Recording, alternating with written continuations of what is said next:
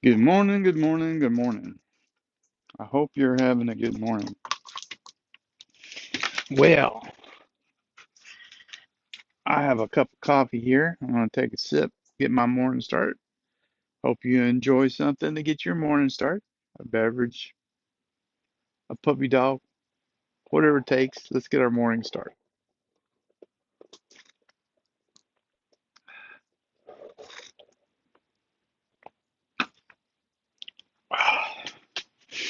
Well,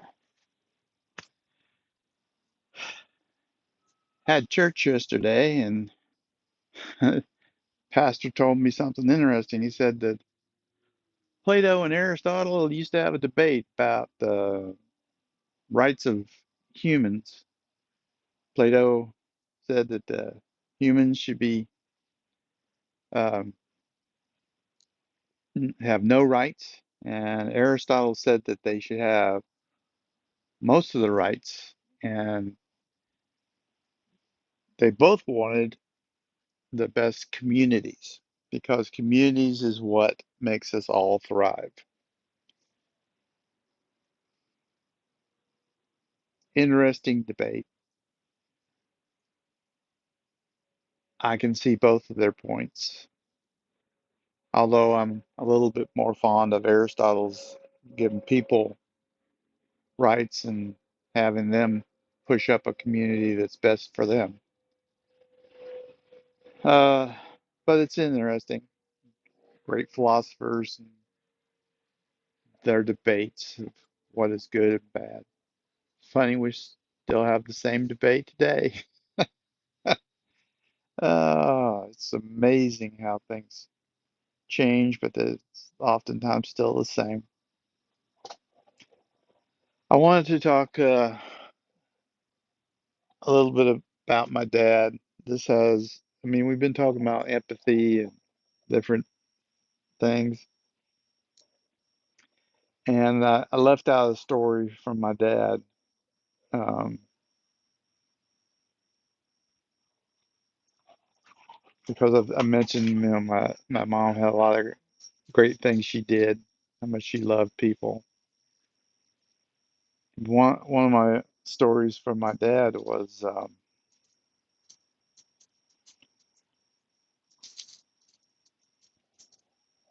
well, two stories from my dad. Let me start with this smaller one. I used to visit a muscular dystrophy uh, patient named Joey Rudolph, and he had his muscles not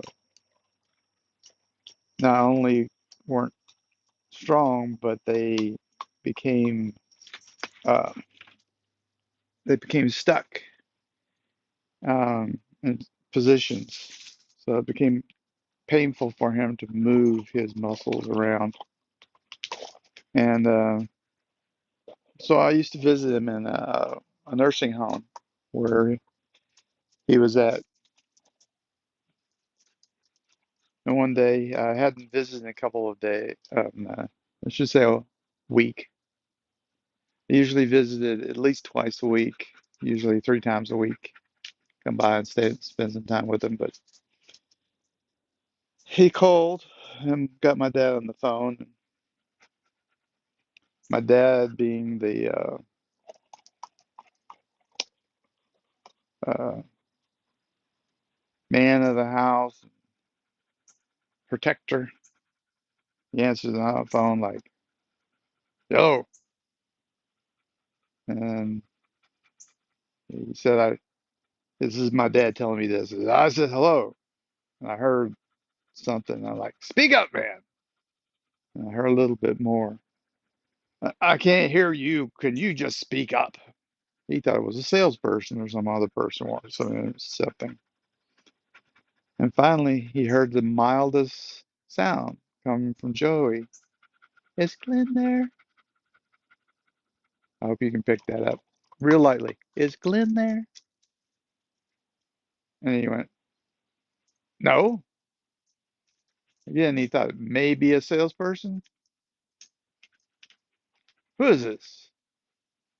This is Joey. I was just wondering, I hadn't seen Glenn in a little bit, and I just wanted to make sure he was doing okay.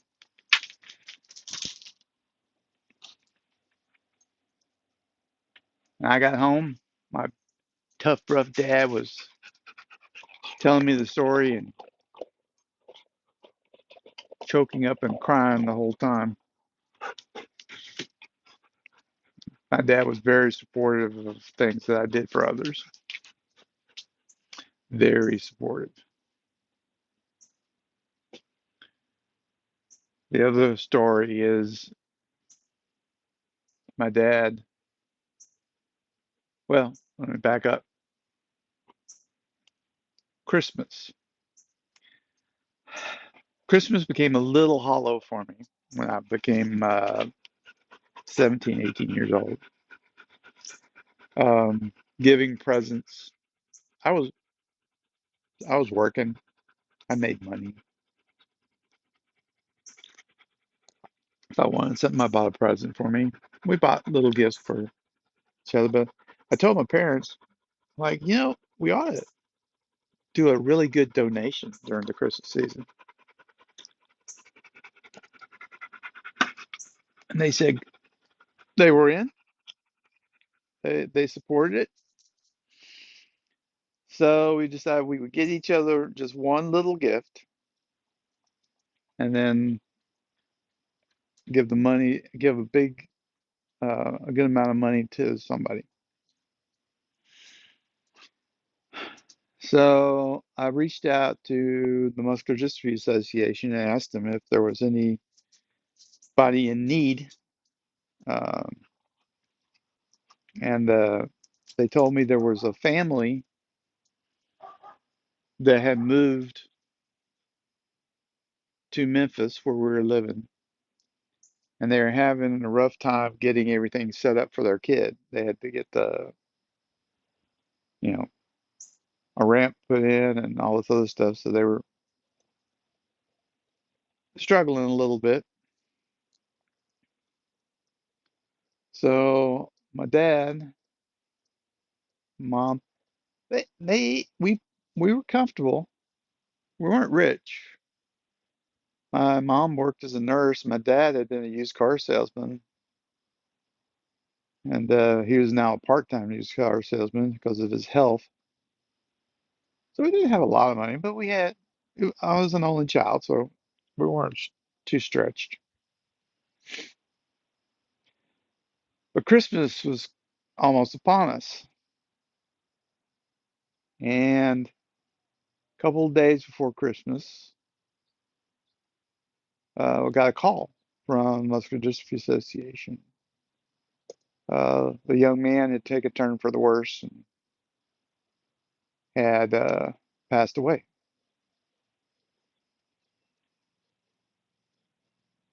My dad asked about the funeral information and whether there was a donation thing, and they said no, there wasn't a donation, but the funeral was at this time coming up. It was 2 days before Christmas.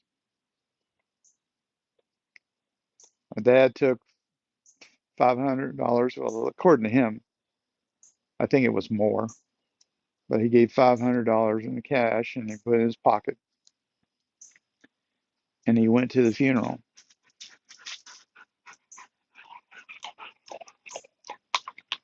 And my dad met up with the father at the funeral after his son had passed away. Said he met him over where, at the gravesite.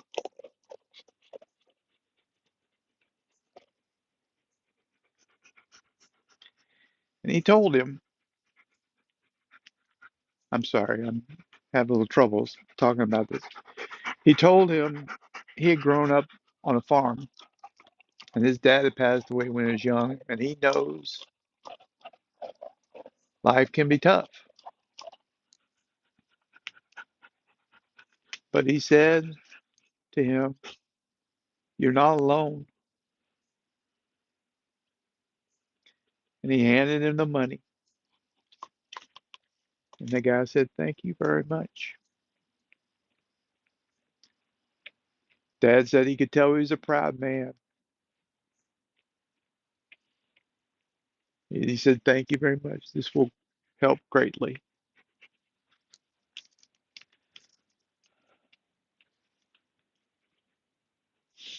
Seeing my dad go do that, he always had a facade on him, being tough.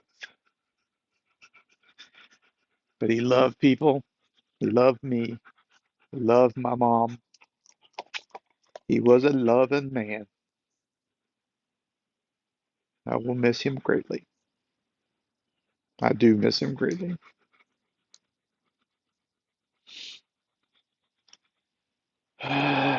Luna, Luna, Luna. You're a good puppy dog too. Yes, you are.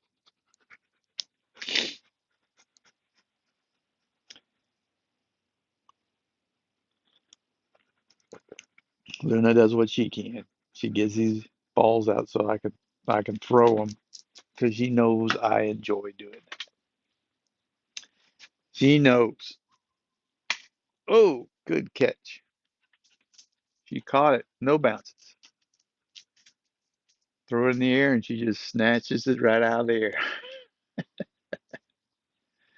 air. She's a good puppy dog. I want to keep it to this. I want to keep it real simple. I just want to express one of those things my dad had done in the past. You guys have a good day, and we will talk to you soon. Bye for now.